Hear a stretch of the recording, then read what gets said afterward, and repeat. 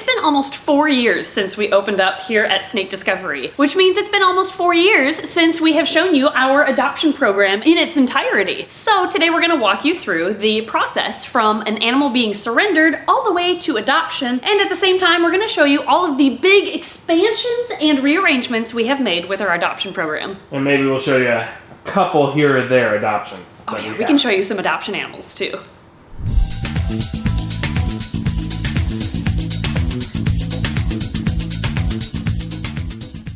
When we first opened, we got, I don't know, 2 to 8 surrenders a week, would you say? Something around those lines. Nowadays, we get 1 to 10 a day. The adoption program has been so much busier than I ever imagined. And it has been actually very rewarding, even though it can be sad from time to time. To give you an idea of how the adoption program works here, let's say Ed is surrendering a bearded dragon.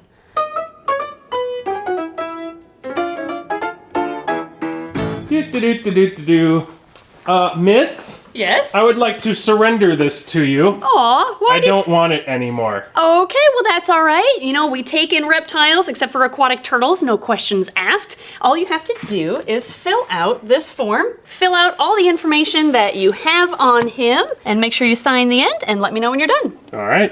What are you currently eating? Crickets? Okay. He says he likes hornworms. Oh, okay. Only hornworms. And hornworms. Almost done. Just need to put the old Herbie Hancock on here and continue. Sign. All right, I'm done. It says thank you and to notify you. Perfect, thank you very much. I am putting your bearded dragon in a container that we can bring in back. And let me write down his name so I can look up his intake form. His name is Spike. Spike, all right, great I know, name. I'm really original with No, my it's a names. good one. He's covered in spikes. I Yeah. like it. Yep. Okay, Spike. I was gonna go Perfect. with Dragon or Drago. Ooh, but that's a good one too. Figured I would go original. Perfect. Well, we're gonna do a health inspection on him in quarantine, and assuming he passes all of the tests, he'll be available for a new home. So we'll start our intake right now. Perfect. I will look around your store.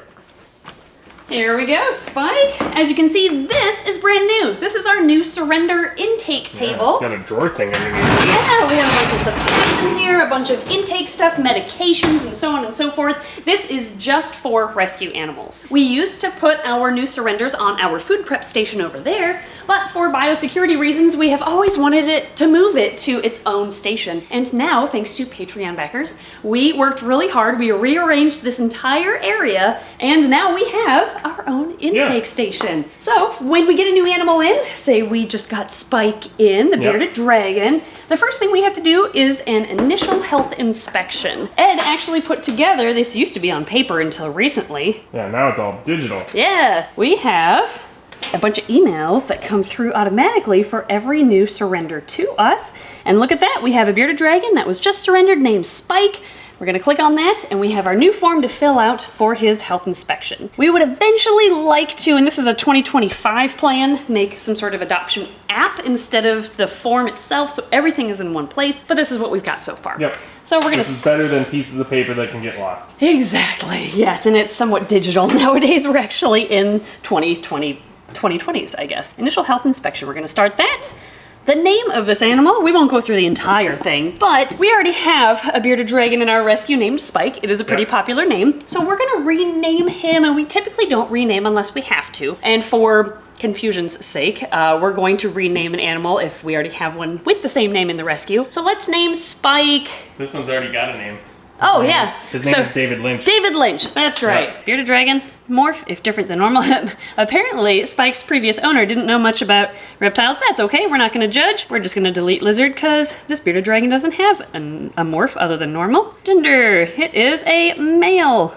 Age, apparently the owner didn't know the age. That's fine, we know it's an adult. Sometimes we don't get the age with the animal. New name, we are going to rename him for communication purposes, David Lynch. Sometimes our staff has fun with Rest in naming animals. peace, David Lynch. Next, we actually start the health inspection. So we're gonna take out Spike/David Lynch. Yep. And we're gonna complete our health inspection on him. The health inspection walks you through everything from the eyes, or actually from the nose to the tip of the tail, covering the entirety of the body of any animal that we get in. We're gonna go through step by step and see if he is in fact healthy. Yep.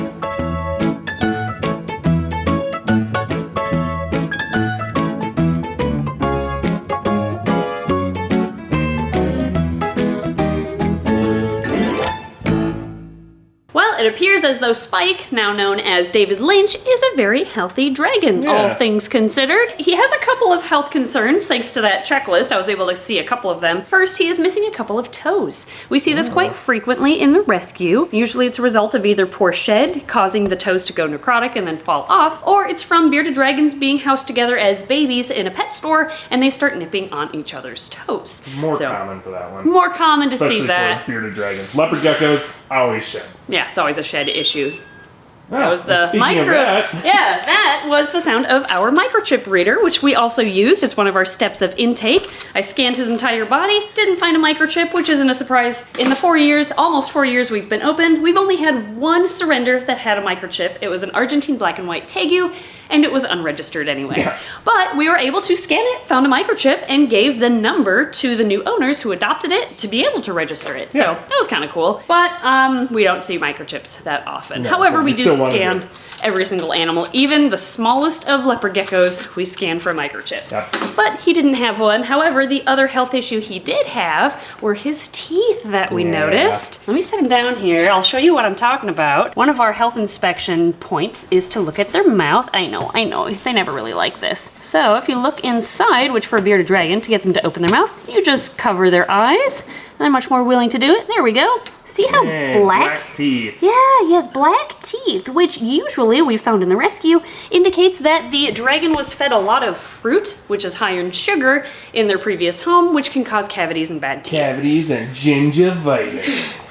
It's not something to have to take action on right now because he's their fine. teeth are grown in bars, not individual teeth. So you can get dentals on them, but he's not at that point yet. No. So instead, he just needs a better diet with less sugar and to keep an eye on his teeth. So after his health inspection, after all was said and done, I made an ID card which each of our surrendors gets, which includes their name, their species, their age if we get it, their sex if we know it, what date they're going to be available after quarantine, assuming they're healthy, sometimes that gets extended, their adoption fee, the minimum enclosure size they need in order to be approved for adoption, and then on this side we have special notes. So he is a very sweet boy. He let me give him a nail trim really well. He loves to show off. He likes to head bob. We just know that from... Okay, this is a dragon we've already had in the rescue for a bit. He loves to blackbeard and just head bob at everybody throughout the day. He doesn't do it at other dragons, he just does it at people. Just to people, just to staff. So this guy he's a ham, honestly. So that's one of his notes that I wanted to add. And he also needs a low sugar diet due to bad teeth. And it's something to keep an eye on in the future. Yeah. So the notes section is sometimes medical advice, sometimes medical issues that we want the new owner to know or be aware of at least, and sometimes it's personality traits for the animal as well. So now that the intake or the initial health inspection is done, we have to set him up in his quarantine enclosure. Which conveniently is already set up behind you. Right here, this is a brand new bearded dragon wall of enclosures. Thanks to our Patreon backers, we were able to create or buy 20 3x2 by 2 foot enclosures just for our bearded dragons in our rescue. Now this is not the size they should be in all the time. As you can see, his minimum enclosure size, since he's an adult, is a 4x2x2. But for a temporary rescue fostering type situation, the 3x2x2 works great for bearded dragons. And we usually have around 20 at a time. As you can see, we actually have only 15 right now. One up there. Yeah, we have 5 openings. One down there. Yeah. And one Oh, one right there. you're looking at the dragons, not And- the openings. And one right there. Ah, Yes. I thought you were looking at the blanks. There's a head up there. Yeah, there's a head. There's a Yep. dragon. So, I think a week ago, all 20 of these were full Yeah. of dragons. We've Yeah. actually adopted some out over the last week, which has been fantastic, but that gives us some openings for future surrenders, because Yeah. I'm sure they'll fill up very Yeah. soon. By next weekend, this will be all full again. Probably. We get about, I don't know, 4 or 5 dragons a week surrendered to us. Something like that. Something like that, yeah. A lot of them, it's 2025 to date this video, a lot of them this year will be 5-year-old bearded dragons Yeah. because COVID was 5 years ago. Yep. That's an interesting thing to think about. Anyway, after their health inspection is done, assuming they are healthy like he is, he doesn't need any medications basically. He has a few blemishes, a couple things to keep an eye on, but nothing that we need a vet to check out. Exactly. So then the next step is to set up his enclosure, which his is already set up since, again, he's actually been in our rescue for a little bit. When we started the whole wall, we wanted to do a combination of bioactive soil to give them some digging room, some space for mental stimulation, and a side that has tiles to absorb heat from their basking light and UVB, plus a structure to sit on to get extra close to that heat and UVB. Yep. We have found, however, it works, but it's kind of messy. The dust of the substrate here is kind of messy. Yeah, it gets all over the lamp. dome. Yeah, look at that. This is just, it's all dust from the substrate. The worst one is it gets stuck in the tracks and then we can't close anymore. I think the worst one that I've seen is over here. Like, Oh, yeah, you in the can't tracks. close, they can't close here. So it's something employees have to watch out for. But if we get rid of it Yeah. to move to maybe I think we're paper, gonna switch to an all paper bottom because that's easier to clean out and sterilize anyway, and it prevents the dust and the substrate from getting caught in the tracks, which I think outweighs the benefit of just giving them some dirt to dig in. yeah, we've gone back and forth on this. I think two or three times in the rescue so far. Yeah. We can't ever make up our mind on this. But Right, but again, it's a temporary situation, and I think the paper is what we have to move back to. Yeah. So anyway, we're see. always changing or tweaking something in the Yes. rescue to make it as good as possible, and this is the current thing that we're tweaking right now. Anyway, he was set up on the old style of substrate, EcoWorth and sand primarily. It's a good combination for them, and then we feed them on their tile side to prevent ingestion of their substrate. Their ID card slides into a Pokemon card sleeve, actually. We just use double-sided sticky tape on the backs of it to attach it permanently, and then we have a section of Velcro underneath, which is where we use indicator cards or tags. For example, we have about a dozen different designs. We have a poop emoji if we're waiting for a fecal sample for the animal inside. we have a picture for when one still needs their photo. We have a photo of our vet when they need to go to the vet. Yep, it's He an actual... also he loves the fact that we use his face around here. That is Dr. Gates. That You is recognize Dr. him. Gates. Yep. So if he comes here during one of his regular visits and Ed and I aren't in yet, he just looks for his face on the enclosure and knows that's an animal he has to look at. We have what else do we a have? hamburger for something that can use extra food. Yep. We also have a medical tag if it's a medical case that's receiving medications. Yep. We have a Snake Discovery logo if it's something we're going to keep, like this garter snake is apparently coming over to live with Snake Discovery. That one was caught on a school property sticky trap because the school was trying to eradicate garter snakes, and a student actually saved the garter snakes from the sticky traps and brought them here. And it is the ones that match with our Goldens. So we're actually going to use it for outcrossing. So Yep. that's kind of cool. Anyway, we have a tong with, feed. this is for animals that need to be tong fed. So basically, a lot of these things could be written on their cards, but by using these emojis, we can quickly scan the bins and tell exactly what animals need what, essentially. Yep. So, after the health inspection and adding applicable tags, make sure that they're healthy, they're eating, they're pooping fine, and assuming they pass all of the requirements, they are made available for adoption. But I want to rewind a little bit to kind of show you the new arrangement of this adoption area. Also, one more thing.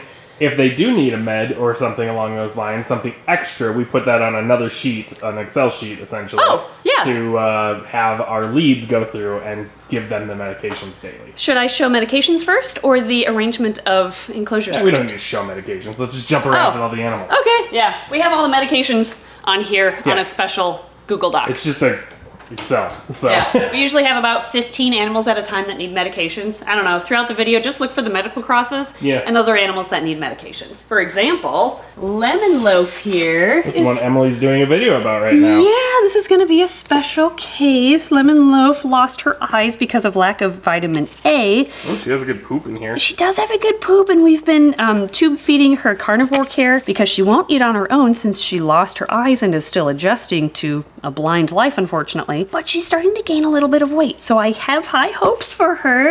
And this is just one of the many cases of medical situations or medical individuals, I guess, that get surrendered to us. I would say about 90% of the surrenders that we get are perfectly healthy, and they pass all the requirements. They're put up for adoption pretty quickly, just right after quarantine. But the remaining 10% have some health issue or another. So we've become very well versed in medications and health issues seen in reptiles. Who are these boas? I've never seen those ones before. Oh, you didn't see these yet? No. These are actually surrendered just today. Yeah, you were working at the snake house. Yeah, I was in We here. have 2 boas that were surrendered together. Oh, just they're little babies. Yeah, they're babies, so they'll find homes pretty quickly. Yeah. Usually babies don't last too long in the rescue. This is Cement, just Okay. a normal colored boa constrictor. And they seem pretty healthy, actually. They're just young. And we have Brick here. Oh, wow. Yeah, he's a hypo boa constrictor. gorgeous. Isn't he beautiful? Love the tail. Yeah, he's so pretty. Man, I'm surprised staff didn't ask you to hold on to these ones. Oh yeah, they want to keep like half the animals that are surrendered to us. Almost honestly. every boa that comes in here, they're like, we need to keep this boa, we need to keep that boa. They kind of do, which is very cute that they want to keep everything because they bond with Yes. it. But we can't keep all the animals, can't keep all the boas, guys, because then we'll have no room for more rescues. We have a young carpet?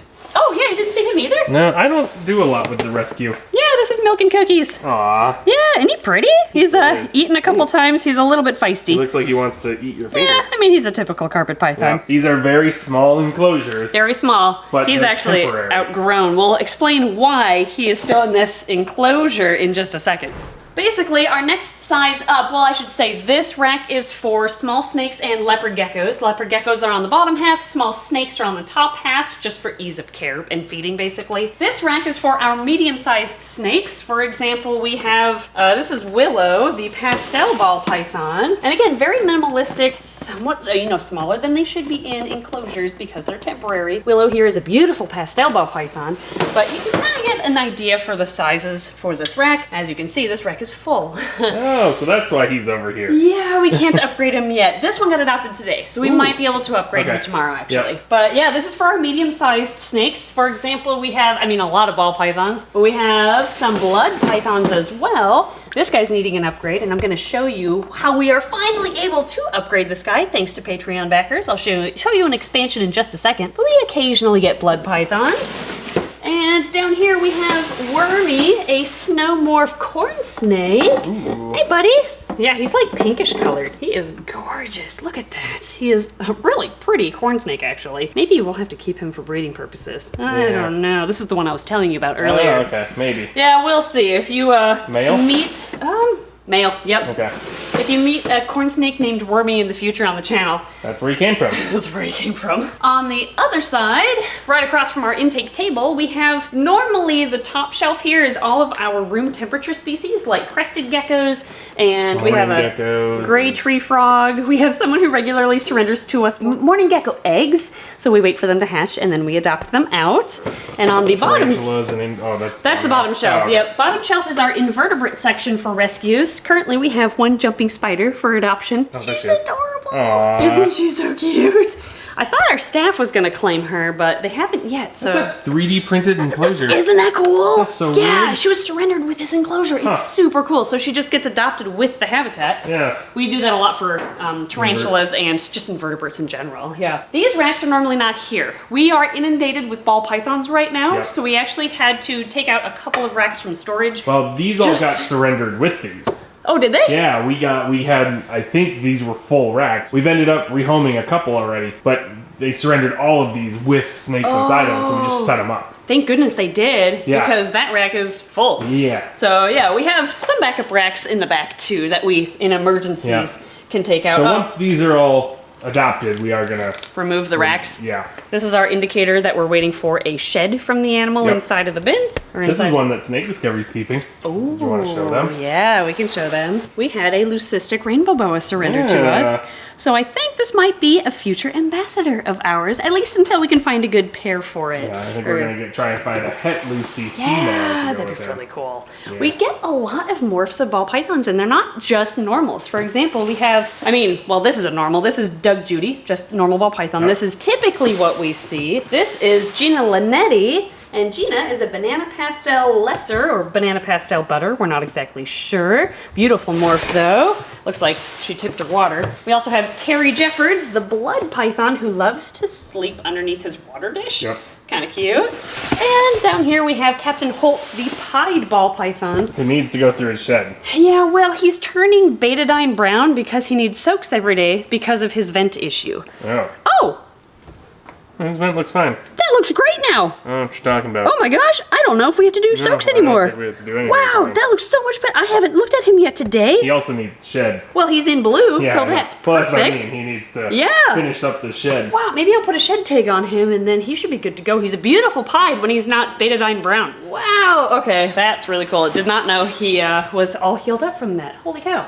Moving in this direction, back to the bearded dragon wall. Yep. This cage right here is our iguana socializing cage, assuming they're small enough to be able to comfortably, even temporarily, fit in this enclosure. We just had an axanthic blue iguana in here. He got adopted yesterday. Otherwise, we would have an iguana to show you. Otherwise, are we iguana free right now? Yeah, don't jinx it. Well, yeah, they'll we come in are tomorrow, it's iguana free right now. That's And crazy. chameleon free right now. chameleon free. Yeah, crazy to think about. Yeah. Over here we have our large snake rack. Yep, So they go really deep. yeah, a lot of our larger snakes go in here. For example, Naomi is back here. And for this particular size, we found that it's not beneficial to put a hide in here, even though we do recommend long term to add hides, of course, to enclosures. But if you add a hide to their temporary enclosure, it takes up too much space and they can't stretch out as well. So we just don't do the hide. They're here temporarily. They're also blacked out, so Yep. they see a little bit of light from the spots on top, and then when the lights turn off at night, they get a day-night cycle still. But Yeah, this is Naomi. She is well, we were told she's guessing at least she's 2 4. years. She's probably 4-ish, but we know for sure she's at least 2. Yep. So that's what we put on our tag because we don't know anything beyond that. My guess is she's probably 4 or 5 or 6 or 7. Yeah. But she's a beautiful female normal ball python, which are the toughest ones to rehome because they have such a size on them that they need a 4x2 by 2 foot enclosure, but they're just a normal ball python. So who wants to invest in a 4-foot enclosure for a normal ball Yeah. python? So she's been with us for a while. She'll eventually find a home though. It's okay. This is just another rack for similar large sized snakes. And the newest rack in this back area is this one. Just recently got set up. This is for our XL sized snakes. Yep. And thanks to Patreon backers, we now have this. Yeah. Thank you so much. We've recently been getting a lot of boa constrictors. yeah, tons of boas. Tons like Benson here, Yeah. who's a giant boa, who's all the way stretched out. Yeah, so thank goodness we have this big rack nowadays just for our larger surrenders. This is John Cena. We've had him for Also a giant boa. Yeah, and again, it wouldn't be worth putting a hide in here because it would just take up too much space. Yep. So, you know, it works for a good temporary foster enclosure for these guys. We still add as much enrichment as we can. Yep. And then we have Donut down here. Donut is a gorgeous boa constrictor. She's nice and big too. We wanted to keep her, but she just wasn't having programs. No, she'd be a good family pet. Yeah, but Right. like hundreds of kids at a library, she wasn't happy with Yeah, it, so we she don't want to wasn't. force her to do it. So we're adopting her out instead.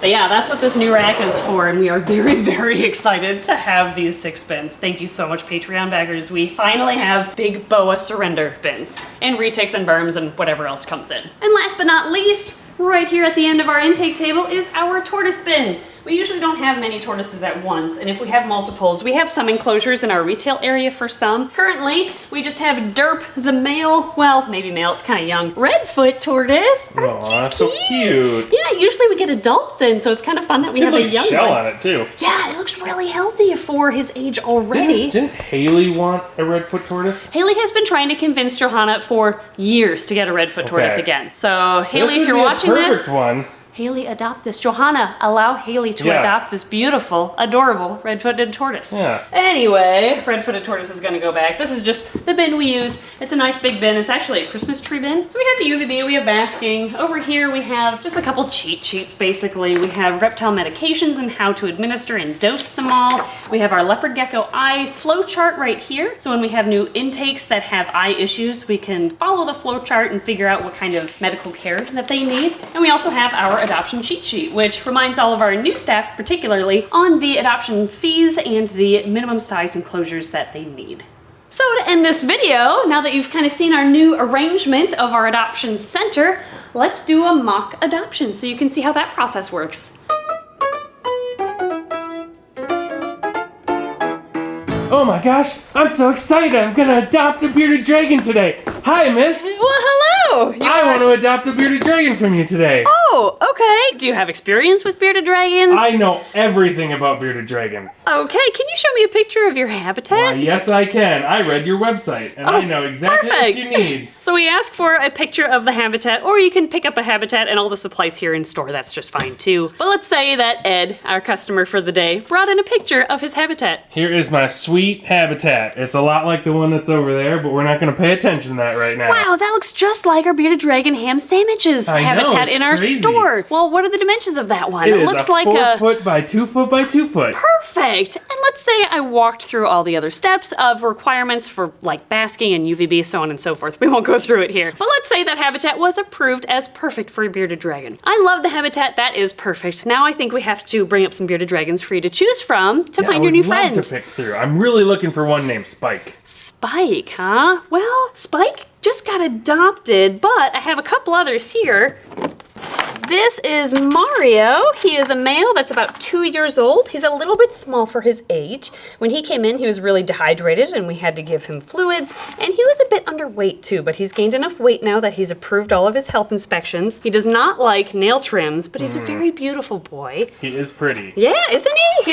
He's kind of sassy, not gonna lie. He has a bit of an attitude, but that's okay. I don't think he likes me though. He's running away. Oh yeah, he did Blackbeard at you. Yeah. Who's the other one we have over here? Over here, we have David Lynch, who just came out of quarantine, and if it helps, I mean, he's 6 years old, he's a male, he loves to head bob, and actually his name used to be Spike. Oh my gosh. We just had to rename him because it would have been a duplicate name in the rescue. You know, and I'm a huge Twin Peaks fan. Oh, perfect. So, I like Nintendo, but I'm gonna totally go with David Lynch here. And this would be the time where we talk about health issues. For example, David Lynch has bad teeth, and he was probably fed a lot of fruit in his previous home, so just make sure you keep fruit to a bare minimum, if at all, and focus on those vegetables instead. I think David Lynch would be perfect for you. Awesome, here, take my money. Oh, perfect, all right. Usually I don't get the whole wallet, but this'll work. Once somebody picks out their new family member, we put them in a container to take them home in. Usually it's a cardboard box. We like to reuse these containers for our animals here. Yep. But if you want, you can bring your own container, or I guess travel case, for them to go home in instead if you prefer. But one thing we do require is an adoption waiver. This basically just signs over responsibility of the animal from us to its new adoptive home. Adopter's name, their email address, and the animal's name goes here, the species, signature, and date. It's pretty basic. Pretty standard stuff. It's basically just signing over, stating that, yes, I will take care of this animal, and if it needs vet medication, I am responsible for that. So, yeah, that's essentially our adoption program process. And now I get my new bearded dragon. Now you get your, usually it'd be in a box, but there you go. Now you get your new bearded dragon. You're coming home with me. Oh my gosh. Okay, usually people don't wear them on their chest when they drive them home. But yeah, hopefully this video was kind of an eye-opener to not only our rescue process from start to finish, but also showing you the amazing and exciting new upgrades and updates and expansions of Adoption Island here at Snake Discovery. And you can wear Mario. Where? Yeah. Oh, I'll put them on? Yeah. Okay. Mario, come here, buddy. Yeah, these two do not get along, so we have to make sure they take we learned have that some space. earlier. They were not happy with each other. So if you're interested in adopting, we do ship our rescues as well. The adoption process is just handled via email. You can always email us at info@snakediscovery.com if you would like to adopt one of our rescues. Just include a photo of your habitat so that we can verify it via email. And then we can arrange shipping after that. But again, I would like to thank our Patreon backers because their support allowed us to update the Bearded Dragon wall, first off. Yeah, update Adoption Island multiple times. Yes, update in so many ways. The Bearded Dragon wall, the intake station, the other station for room temp and invertebrates, and the brand new XL snake rack that we just added a couple days ago. Thank you guys so much for your support. And everybody watching this video, you're supporting us too. So thank you so much for everything. And if you are considering adding a new reptile or scaly friend to your family, consider adoption. We have a lot of animals that need homes. Yes. As you can see in today's video, a lot of our rescues are in the back area where only employees are able to access. We have 16 enclosures up front in our retail area. Way over there. But that's only a few of the animals in our rescue that are available for adoption. So to see the full list of surrenders that are ready for new homes, you can just go to snakediscovery.com. And if you see somebody you'd like to adopt, you can apply again by emailing us at info@snakediscovery.com. Thank you again for watching, everybody, and we'll see you next time. All right, David. Let's go home.